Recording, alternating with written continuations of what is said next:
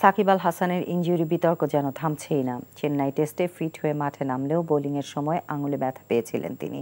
পরে ব্যাটিংয়ের সময় একই জায়গায় ব্যথা পেয়েছিলেন সাকিবও।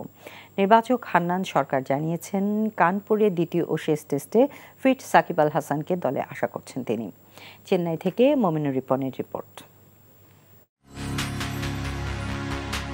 চেন্নাই টেস্টে একদিন আগে ম্যাচ হেরে যাওয়ায় সোমবার টিম হোটেলে বিশ্রামে থেকেছে বাংলাদেশ দল। তবে স্বস্তিতে নেই টিম ম্যানেজমেন্ট। চেন্নাই টেস্টের আগে ফিট সাকিব চেন্নাই টেস্ট শেষ করেছেন চোট নিয়ে।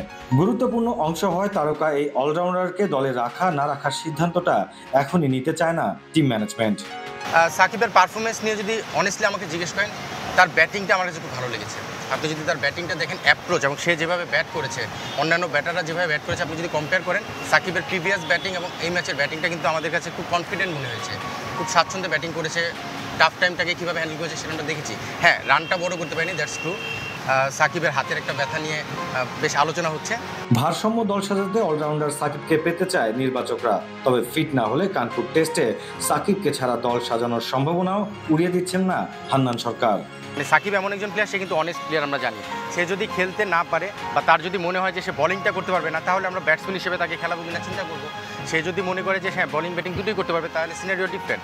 সো ওভারঅল আমরা বিষয়গুলো দেখার জন্য আমরা হাতে সময় পাচ্ছি এবং সেই জায়গা থেকে আমরা জাজমেন্টে যাব। কানপুরের উইকেট স্পিন ফ্রেন্ডলি হওয়ায় একাদশে পরিবর্তনের ইঙ্গিত দিয়ে রেখেছেন এই নির্বাচক। Mominur Ripon, NTV news, Chennai, Bharat.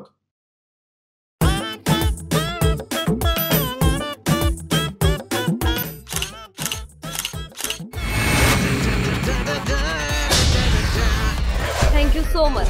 শুধু থ্যাঙ্কসই দিবেন আর কিছু দিবেন না? যদি দেওয়ার মতো হয় সো যে কোনো কিছু।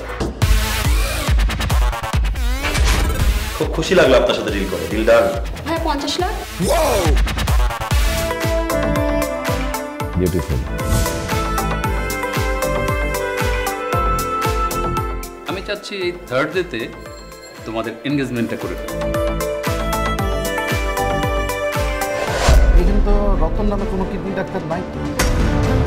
আপনি চিটার বাটপারে পাল্লায় পড়ছেন। আল্লাহ রে, আমি কি করব রে, আল্লাহ রে, আল্লাহ।